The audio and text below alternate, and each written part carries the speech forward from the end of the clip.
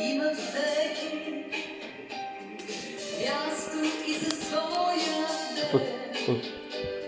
Знай си от край човека, че тогава е роден.